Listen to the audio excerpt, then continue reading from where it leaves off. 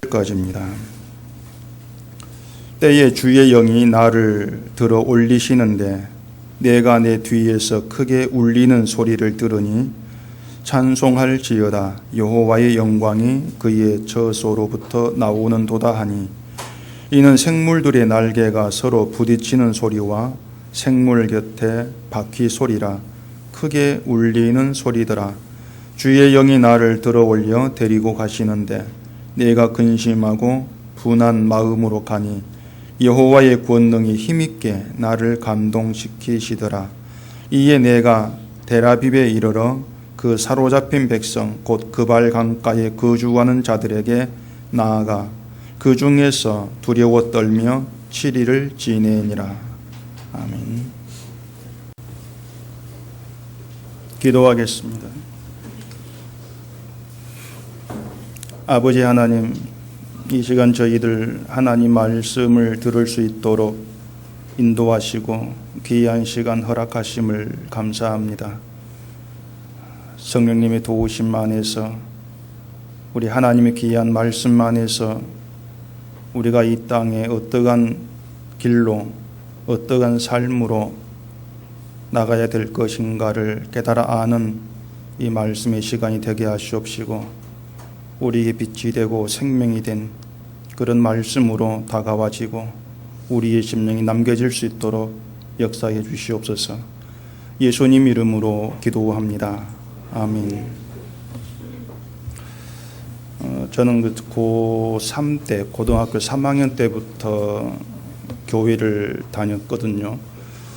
제가 교회를 다녔을 때에 들었던 성경 내용들은 우상 섬기지 말아라, 주일 잘 지켜라, 또 11조 해라, 새 속에 물들지 말아라, 그런 얘기들을 엄청 설교 시간에 들었습니다. 그리고 그것들을 모두가 다 이제 지옥과 연결해 가지고 얘기를 하는데요, 그걸 지키지 않으면 지옥 간다, 그런 말도 숱하게 듣고 살았거든요.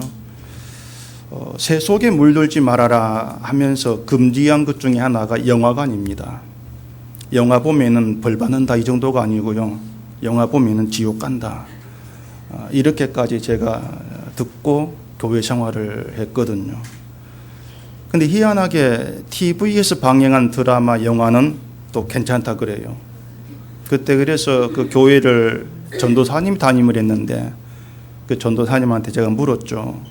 왜 영화관은 안 되고 TV, 드라마 그런 건 됩니까? 물으니까는 그분 대답이 영화관 가는 게 세속이다, 이렇게 이제 말을 하더라고요. 집에서 보는 것은 영화관이 아니니까 죄가 아니라는 겁니다. 영화는 괜찮은데 영화관 가는 것이 문제다. 이해는 안 되었지만은 어쨌든 전도사님 얘기한 거니까 무조건 이제 받아들였죠.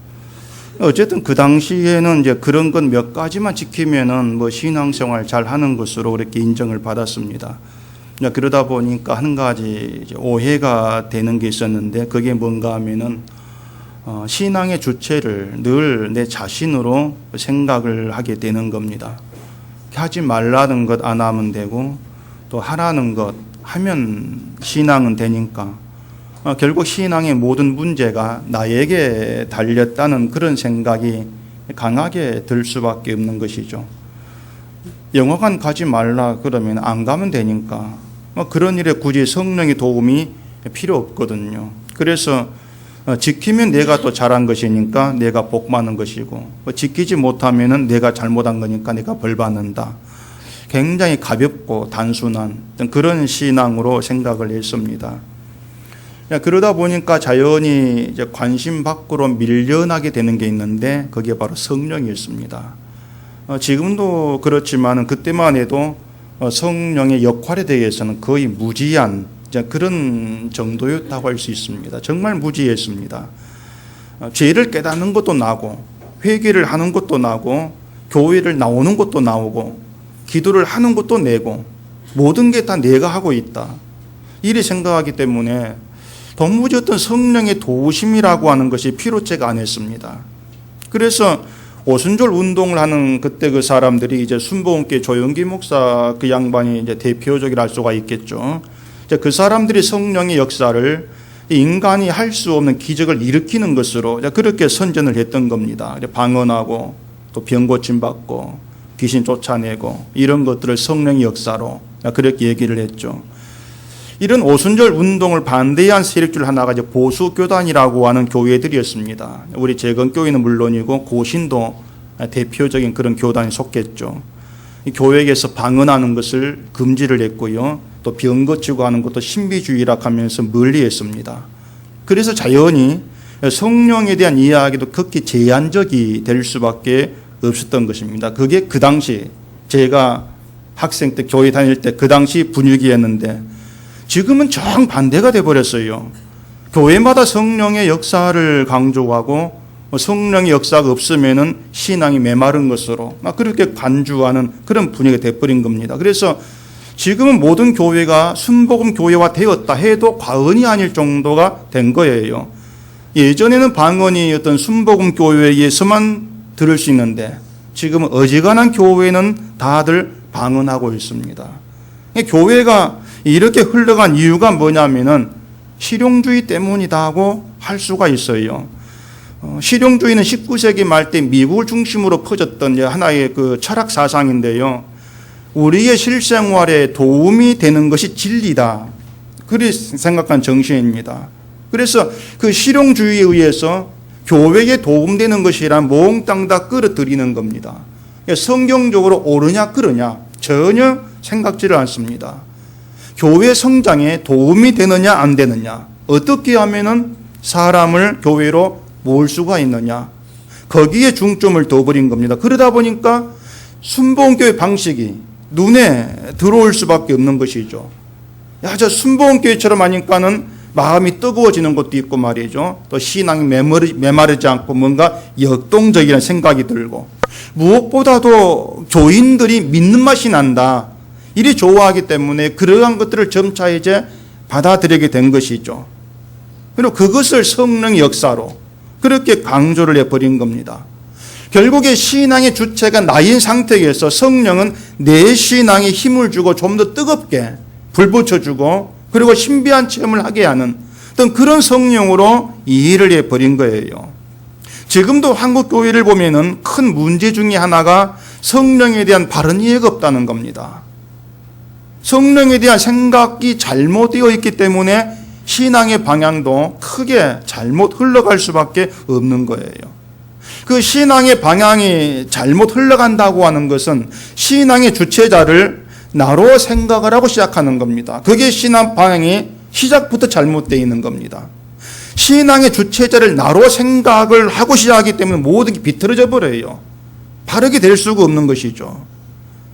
신앙이 비틀어져 있다는 것을 예를 하나 들자면은 신자가 어떤 그 신자의 책임이라고 하는 그런 짐을 다들 지고 있는 겁니다. 신자로서 해야 될 책임이 있으면은 결국 따라오는 것은 그 책임을 잘 감당해야 된다는 어떤 그 짐이고, 그걸 감당하지 못했을 때는 자책감이 오는 겁니다. 신앙의 주체자가 나라고 생각하기 때문에 신앙생활을 잘못하고 있다는 자책감을 스스로 갖게 되는 거예요. 자, 그러면은 신앙의 방향을 바로 잡는다, 그게 뭘 의미하는 거겠습니까? 행동을 뜯어 고치는 게 아니에요. 신앙의 방향을 바로 잡는다는 것은요, 신앙의 주체자를 내가 아니고 하나님께 두고 시작하는 겁니다. 그게 신앙의 방향을 바로 잡는 것입니다. 하나님을 신앙의 중심에 두고 시작하는 거예요. 이처럼 신앙의 주체자가 내가 아니고 하나님이시다, 이걸 증거해 주는 것이 바로 성령입니다. 신앙은요, 성령이 없이는 안 돼요. 성령이 개입하시고 성령의 역사 없이는 신앙 자체라고 하는 게 성립될 수가 없는 겁니다. 12절에 보시면요, 주의 영이 등장을 하죠. 주의 영이 등장을 하고 주의 영이 에스겔을 들어 올렸다고 합니다. 이 주의 영은 2장 2절에도 등장을 해요. 2장 1절에 보면 에스겔에게 내 발로 일어서라고 말씀을 합니다. 그리고 에스겔이 그 말 듣고 일어서는 것이 아니고 하나님의 영이 임해서 에스겔을 이렇게 세웠다 그럽니다. 그리고 본문 12절에서도 주의 영이 에스겔을 들어 올리셨다고 얘기를 해요. 뭐 들어 올리셨다는 것이 무슨 공중부양이 있다는 건지 알 수 없지만은 또 어쨌든 에스겔을 들어 올리셨다는 것은요, 에스겔의 활동이 에스겔 본인의 의지나 결단에 의해서가 아니고 주의 영으로 말미암아 시작되고 있다, 이걸 의미하고 있는 거예요. 그러니까 에스겔 움직임이 에스겔 자기의 의지가 아니라는 겁니다. 우리의 신앙도 다르지가 않거든요. 신앙이 나로부터 시작하는 것이 아니고 주의 영으로부터 시작을 하는 것이란 말이죠. 이 때문에 신앙의 주체자가 내가 아니고 하나님이시다, 이런 말씀을 제가 드린 거예요. 아마 여러분들도 그 신앙생활을 잘해보고 싶은 그런 마음도 있을 것이고 또 잘해보려고 애를 쓴 적도 있을 겁니다. 자, 그러면요, 신앙생활을 잘해보려고 하는 게 어렵겠습니까? 아니면은 아예 신앙을 그만두는 게 어렵겠습니까? 둘 중에 어느 게 어렵겠어요? 신앙생활을 잘하는 거, 아예 신앙생활을 그만둬버리는 거, 어느 게 어려울까요? 신앙생활 잘하려고 하면은 이것저것 많이 해야 됩니다. 힘들겠죠. 반면에 신앙생활을 아예 그만둬버리는 것은 예수가 구주다, 안 믿으면 되는 거예요. 안 믿으면 되죠. 간단하단 말이죠. 자, 어느 쪽이 어려울까요? 안 해봐서 모르시겠죠. 얼핏 생각하면은 신앙생활을 잘하려고 하는 게 더 힘들겠다는 생각이 들지 모르겠는데 사실은요, 신앙을 그만두는 게 어렵습니다. 왜 그런지 아십니까? 신앙의 시작이 내가 아니고요, 성령이기 때문에 그래요. 신앙이라고 하는 건 내 마음대로 선택하고 내 마음대로 그만두고 내가 취사 선택할 수 있는 그런 문제가 아니거든요. 예수를 구주로 믿는 믿음은 내 스스로 마음 먹어가지고 된 것이 아니란 얘기입니다. 내가 공부하고 내가 연구해서 예수 구주구나 깨닫게 되어가지고 예수를 믿는 것, 내 공부의 결과가 아닌 거예요. 물론 성경을 공부하고 연구해가지고 예수를 알게 된 게 있겠죠. 근데 믿음은 성경을 붙들고 공부한다 해가지고 되는 게 아니란 말입니다. 성령이 깨닫게 하셔서 예수가 구주이심을 받아들이게 되는 거예요. 그렇기 때문에 믿음에 붙들린 내 마음을 내 스스로 끊어내고 내 스스로 삭제하고 그럴 수가 없다고 하는 거예요. 내가 이제 예수를 믿지 않아야 되겠다, 그렇다고 해서 믿음이 사라지는 게 아니라는 얘기입니다. 내가 이 사랑하지 말아야 되겠다, 그런 게 아니라는 얘기죠. 사람이 누군가를 사랑하게 되면은 그 사람에 대한 사랑으로 마음이 붙들리게 됩니다. 그때 그 마음은 이미 내 의지를 넘어선 게 되는 거예요. 그래서 내가 저 여자를 사랑하지 않아야 되겠다 근데 해서 사랑이 사라지고 그런 게 아니지 않습니까? 아무리 생각 가지고 사랑하지 말아야지 걸몇 번 생각한다 할지라도 마음은 늘 사랑의 대상을 향해서 향할 수밖에 없단 말입니다. 믿음이 그런 거예요. 그 사랑을 내가 만들어가지고 내 마음에 집어넣은 것이 아닌 것처럼 주를 향한 믿음도 내가 만들어가지고 집어넣은 게 아니기 때문에 내 뜻대로 내 마음에 제거해버리는 그런 게 있을 수가 없는 거예요. 그래서 예수 믿는 걸 그만둔다고 하는 것은요, 어려운 정도가 아니고 불가능한 일입니다. 성령이 붙들고 있다면 도망칠 수가 없는 게 그 믿음이에요. 그게 믿음의 힘이라 이렇게 얘기할 수가 있는 겁니다. 이런 점에서 본다면은 주의 영이 임했다고 하는 것은요, 연약하고 늘 어떤 신앙에 자신감이 없는 우리에게는 큰 힘이 되지 않을 수가 없는 겁니다. 여러분 자기 신앙에 대해서 마음에 들지 않는 부분이 많을 거예요. 그래서 때때로 야 내가 이렇게 믿어가지고 천국이나 가기나 하겠는가 뭐 이런 불안감도 뭐 있을지 모르겠는데 분명히 알아야 되는 것은요, 신앙의 주체자가 하나님이시고 또 시작이 하나님이시기 때문에 하나님께서 우리를 놓지 않으신다는 겁니다. 그게 분명한 사실입니다. 우리는 하나님의 뜻을 따라서 믿음 생활을 잘할 수 있는 그런 실력자들이 못 돼요. 늘 우리를 보면 아슬아슬합니다. 항상 우리가 아슬아슬해요. 때로는 예수 믿기 싫을 때도 있는 것이고요. 교회에 나가는 것도 싫을 때가 있는 겁니다. 그런 우리를 하나님께서 놓지 않고 붙들고 계시는 거예요. 그러니 믿음이 가능한 것입니다. 그리고 하나님의 뜻대로 뜻하신 방향으로 이끌어 가시는 것이죠. 그 일을 위해서 주의 영이 임하시는 겁니다. 그렇기 때문에 주의 영이 임하시는 것을 신앙생활을 잘하도록 더 힘을 주는 그런 것으로 생각제를 말해야 돼요. 물론 성령에 의해서 신앙생활을 하면서 힘을 얻는 부분은 있을 겁니다. 그런데 그보다 먼저 앞서는 것, 더 중요한 것은 죄를 깨닫게 하고 회개케 한다는 것이죠. 죄를 깨닫게 되니까 야, 신앙이 내 힘이 아니구나, 이걸 알게 되어지는 겁니다. 내 마음에 하나님 두기 싫어하는 그런 우리에게 믿음을 주셔서 내가 믿은 것이 아니고 하나님께서 믿게 하셨다는 거, 이걸 알게 하시고 내 열심이 아니고 하나님의 열심을 자랑하게 되고 높이게 하는 거, 이게 주의 영이 임하는 이유가 되는 겁니다. 신앙 바로 거기에 초점을 두고 생각을 하셔야 되는 거예요. 또 14절 보면은 주의 영이 나를 들어 올려 데리고 가시는, 이렇게 얘기하죠. 에스겔을 데려가신 곳은 딴 데가 아니고 15절에 보면은 그발 강가에 거주하는 이스라엘 포로들이었습니다. 그 11절에 보면은요, 사로잡힌 내 민족에게로 가서 그들이 듣든지 아니 듣든지 그들에게 고하여 이르기를 주 여호와의 말씀이 이러하시다 하라, 이렇게 얘기합니다. 먼저 에스겔에게 사로잡힌 이스라엘 민족에게로 가라고 말씀을 하세요. 가라 하셨으면은 에스겔에 가도록 놔두면 될 일인데 왜 굳이 말씀을 해놓고 가라고 말씀해놓고 주의 영으로 데리고 가시냐, 그 말입니다. 2장 1절에서도 네 발로 일어서라고 말씀했지 않습니까? 그리고 뒤에 영이 임해서 에스겔 이렇게 세우는 거예요. 그러니까 어차피 영이 임하여서 데려가시고 이렇게 세울 바에야 가라고 하시고 일어서라고 말씀을 하실 필요가 없지 않냐, 그 말입니다.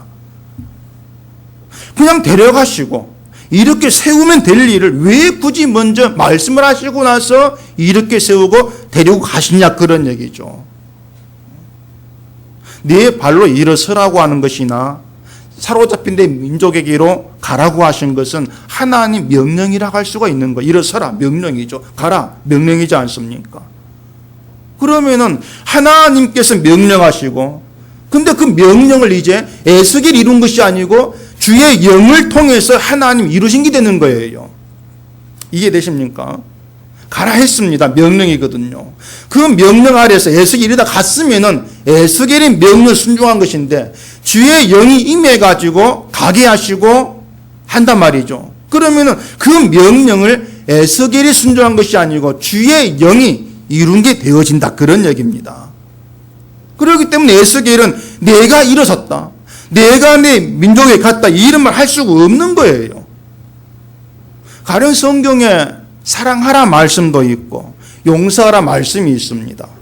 이걸 되게 우리가 이제 하나님이 준 명령이라고들 얘기를 합니다. 그리고 하나님께서 명령을 했으니까 신자는 명령대로 실천해야 된다, 이런 생각들 많이 하십니까? 그래서 사랑도 용서도 항상 부담으로 다가오는 거예요. 사랑하라고 명령하셨는데 나를 보면 도무지 사랑한 것 같지가 않지 않습니까? 용서도 안 되거든요. 그러니 사랑이란 말이나 용서란 말이 부담이 될 수밖에 없단 말입니다. 그게 말씀이 짐으로 다가와지는 그런 결과가 되어지는 거예요. 그래 앞서 얘기한 대로 신앙을 그렇게 생각하지 마시라는 얘기입니다. 내가 신앙 주체자가 아니고 하나님이 주체다, 이걸 중심에 두고 생각하시라는 거예요. 그러면은 사랑하라고 했습니다. 그리고 사랑하라고 하신 말씀을 누가 이루신다는 얘기겠습니까? 하나님께서 이루신다는 겁니다. 그 일을 위해서 주의 영이, 성령이 임해서 우리에게 함께 하시고 동행을 하시는 거예요. 그럼 우리는 뭐 사랑하려고 할 필요도 없고 아무 노릇할 필요가 없다는 뜻입니까? 그건 아닌 것입니다. 그러니까 그럼 내가 할 게 없네 이런 생각들이 주의 영이 임해서 우리를 이끄신다는 거, 그걸 무시하고 있는 거예요. 우리가 말씀 보면서 하나님의 사랑을 알게 되어집니다. 하나님 우리를 어떻게 사랑했는가 이걸 알아갑니다. 그게 누가 한 일입니까? 주의 영이 하신 일이란 얘기죠. 하나님의 사랑을 알게 되어지면서 우리가 성도를 어떻게 사랑해야 될 것인가 눈이 열리고 깨닫게 되어지는 거예요. 이것도 주의 영의 일입니다. 우리가 하는 바가 아니란 얘기죠. 그렇게 성령에 붙들려서 깨닫게 되어지고 말씀으로 단련받으면서 하나님의 사랑이 나타나는 그 삶의 길로 나가게 되는 거예요. 이끌림 받더라 그 말입니다. 그러니까 그 모든 것들이 내가 행하는 것이 아니고 주의 일이더라. 주님이 이루어 가신 일이더라. 그걸 얘기하고 있는 것이죠. 그래서 지금 내가 뭐 사랑을 하지를 못하니 뭐 그런 문제 가지고 근심할 게 없고요. 주눅들 게 없단 말입니다. 하나님이 나로 하여금 형제를 사랑할 수 있도록 어떻게 일하시는가 하나님을 바라봐야 되죠. 어떻게 이루어 가시는지. 그리고 하나님이 행하신 그 일로 감사하는 거죠. 그게 주의 영을 아는 신앙이에요. 그러니까 여러분이 뭘 못한다고 징징거리지 마시란 얘기예요. 그 못한다고 야단치는 사람도 없는데 뭐 혼자 징징거리죠.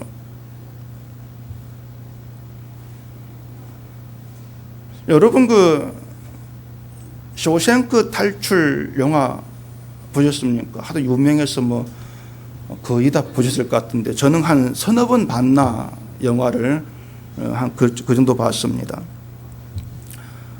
그 영화 주인공 이름이 앤디라는 그 사람이죠. 앤디란 이름으로 나오는데 이 사람이 은행 간부인데 자기 이제 아내를 죽였다는 누명을 쓰고 그 감옥에 갇혔는데 그 감옥 이름이 교도소 이름이 쇼생크죠. 영화에 보면 이런 장면이 나옵니다. 악질 간수가 이제 한 사람이 있는데 이 간수가 부자 동생이 죽으면서 35,000달러 유산을 남겼어요. 상속 받아봐야 다 세금 뗀다 하면서 이 간수가 이제 그거 투덜대고 있는데 그 앤디가 은행원이니까 세금을 전혀 안 떼이는 그런 방법을 알려줍니다. 그러면서 내가 그 일을 해줄 테니까 지금 일하고 있는 죄수들에게 맥주 3병씩을 주라. 그렇게 얘기를 해요. 그렇게 해서 그 사람 때문에 그 죄수들이 일하다가 맥주 3병씩을 마시게 됩니다. 감옥에서 간수들이 보는 앞에서 간수가 준 맥주를 마시고 있는 거죠. 불가능한 일이지 않습니까? 전혀 불가능한 일이에요. 근데 그런 일이 앤디라는 그 한 사람 때문에 있게 되어지는 겁니다. 그 죄수들이요, 그 맥주를 마시면서 웃고 즐겨요. 그 영화에 흑인 한 사람이 나오죠. 레드라고 흑인이 나오는데 그 흑인이 같이 맥주를 마시면 이런 말을 합니다. 자유를 느낀다. 맥주를 마시면서 자유를 느낀다. 그리고 더 이상 부러울 게 없다. 그런 말을 해요. 그러니까 주어진 처지는 감옥이에요. 감옥이고 죄수란 신분은 달라진 게 없습니다. 근데 감옥에서 웃을 수가 있고 자유를 느끼고 부러울 곳이 없다. 이런 말을 하고 있더라는 얘기죠. 그 일이 그 앤디라는 한 사람으로 인해서 이루어진 거예요. 다른 죄수에게는 그게 선물로 다가온 셈이 되죠. 우리의 신앙도 다르지가 않습니다. 우리가 그 살아간 삶을 보면은요, 마치 감옥과 같다고 할 수가 있어요. 그러한 삶에 웃음이 있게 하고 자유를 느끼게 하고 부러울 것이 없다. 이런 말을 하기 위한 분이 하나님이세요. 그러니까 우리의 삶의 풍성함은 하나님으로 말미암아 주어지는 겁니다. 그걸 알게 하고 그 하나님을 바라보기 신뢰하게 하고 이게 주의 영 성령이시란 얘기예요. 그 영화에서 또 기억이 남는 명장면이 하나 있는데 그 앤디란 사람이 교도소 방송실에 이제 들어가 가지고 문을 잠그고 음악을 틀죠. 무슨 음악이었습니까? 피가로의 결혼이라는 그 음악을 들지 않습니까? 감옥 전체가 이제 그 음악으로 가득 채워집니다. 모든 죄수들이 음악에 이제 취한 듯 꼼짝을 않고 듣고 있어요. 어찌 보면은 음악이 좋아서라기보다도 그 감옥에 듣지 못한 음악, 들을 수 없는 음악을 듣는다는 거, 아마 그게 더 좋았을지도 모르겠습니다. 그렇게 그 앤디란 그 사람은요, 감옥의 모든 죄수들에게 감옥에서 들을 수 없는 음악을 듣게 하고 경험하게 하는 그런 선물을 하고 독방에 갇혀버려, 한 달 동안. 자, 우리가 주의 영으로 말미암아 누리는 것이 이 세상에서 들을 수 없는 걸 듣게 되는 것이고요. 세상에서 맛볼 수 맛보는 감격이 있는 겁니다. 그게 주의 영의 세계입니다. 음악 하나 듣는 거, 맥주 몇 번 마시는 거, 감옥 밖에 사람이 아무것도 아닌 거예요. 그것은요, 그냥 일상생활의 그 말입니다. 맘만 먹으면 할 수 있는 것이죠. 그런 것 때문에 웃지도 않고 즐거워하지도 않고 부러울 것이 없다, 이런 말도 못하는 거죠. 그게 가득 있음 불구하고. 왜? 하찮고 아무것도 아닌 것이니까. 근데 감옥에 갇힌 죄수들에게는 그게 즐거움이에요. 그것 때문에 웃어요. 부를 곳이 없다, 이런 걸 느끼게 된다 그 말입니다. 그럼 뭐가 문제겠습니까? 감옥에 갇혀 있으면서도 내가 죄수라는 걸 모르는 것이죠. 감옥에 있다는 걸 모른다 그 말입니다. 이유는 말씀 안에서 세상을 보지를 못하는 거예요. 그 14절 보면은 주의 영이 나를 들어 올려 데려가시는데 내가 근심하고 분한 마음으로 가니 여호와의 권능이 힘있게 나를 감동시키시더라 얘기하죠. 에스겔이 근심하고 분한 마음으로 갔다고 합니다. 무엇 때문에 근심하고 분한 마음이 있겠습니까? 자기 백성의 폐역과 반역과 뻔뻔한 때문이라고 할 수 있을 거예요. 지금 에스겔은요, 애가와 애곡과 재앙의 말이 있는 두루마리를 먹었습니다. 때문에 이스라엘을 말씀 안에서 보게 된 거예요. 말씀 안에서 보니까 이스라엘이 하나님의 심판이 당연할 정도로 폐역하고 뻔뻔한 존재더라, 그렇게 보일 수밖에 없는 거죠. 그러니 근심하고 분한 마음을 갖게 되어지는 겁니다. 바로 그 마음이, 그 근심과 분한 그 마음이 오늘 나를 향한 마음이 되어져야 한다는 거예요. 여러분 스스로를 향한. 하나님의 심판의 말씀으로 나를 보게 되어지면요, 내가 죄에 갇힌 자입니다. 내가 죄수 아닙니까? 죄의 감옥에 벗어날 수 없는 그런 나라는 것을 보게 되어지는 거예요.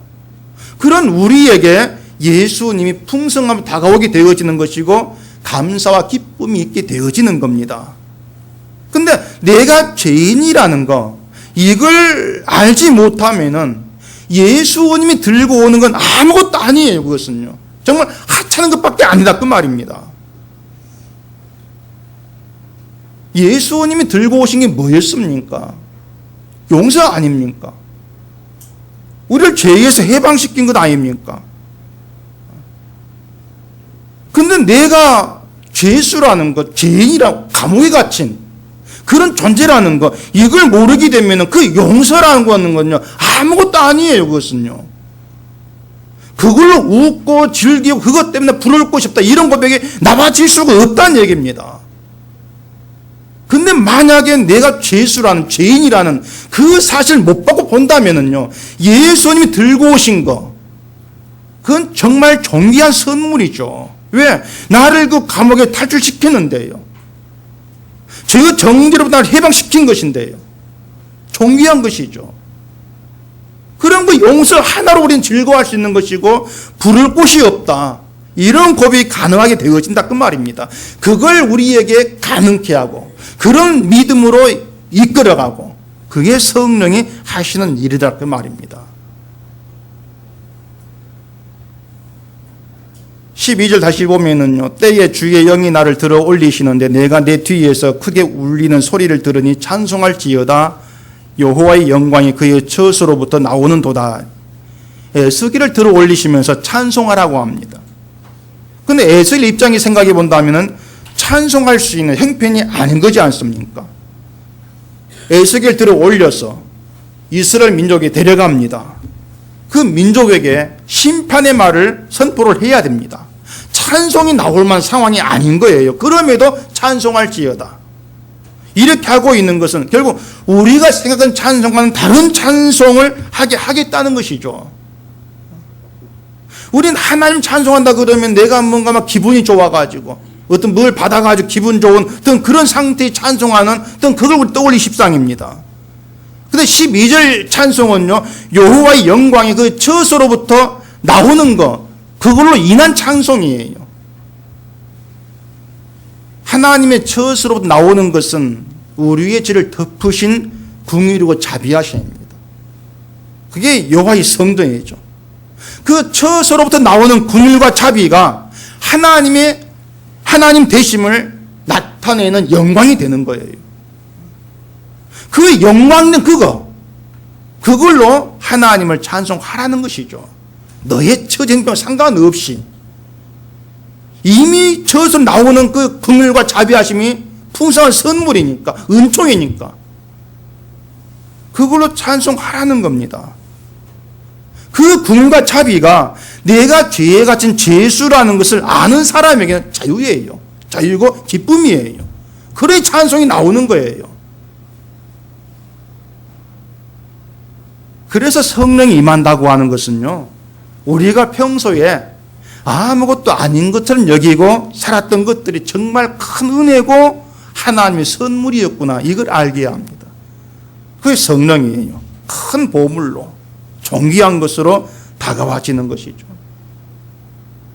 그래서 우리는 하나님이 준 그 선물들을 받고 기뻐하면 되는 것입니다.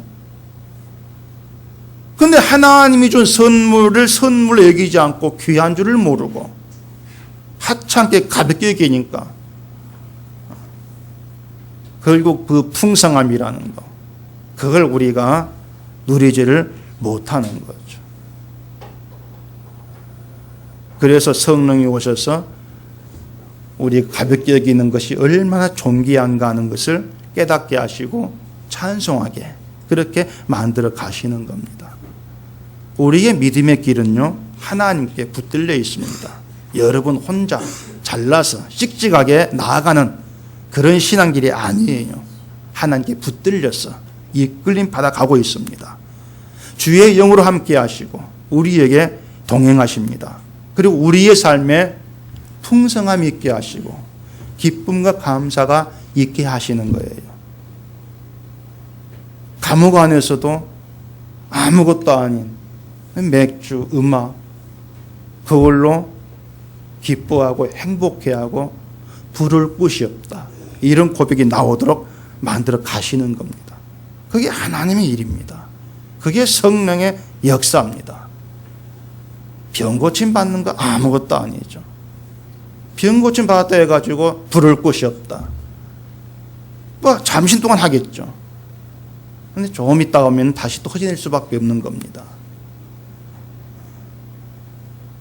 죄인된 우리에게는요, 세상에서 주어질 수 없는 것을 주시고 베푸시고 그것으로 기뻐할 수 있고 감사할 수 있다면은 그게 바로 큰 복에 거하고 있는 여러분의 믿음의 삶이 될 거예요. 그래서 주의 영으로 임하셔서 일하시는 그 하나님 믿으세요. 다른 생각하지 마시고 주의 영으로 임해서 일하신다, 그 하나님을 믿으시면 되는 겁니다. 하나님 일하심을 생각하시면서요, 하나님 일하심으로 주어진 것이 무엇인가 부지런히 알아가시고 그것으로 여러분이 웃게 되고 감사하게 되고 즐거워하게 되고 정말 나는 부러울 곳이 없다, 이런 고백이 나와지는 그런 풍성한 삶이 성령으로 말미암아 여러분께 충만히 역사되어지기를 바랍니다. 기도하겠습니다. 우리 아버지 하나님, 내가 잘나서 신앙생활을 해온 줄로 알았는데 주의 성령이 함께 하시고 동행하시고 이끄셔서 지금까지 우리가 믿음의 길로 나왔습니다.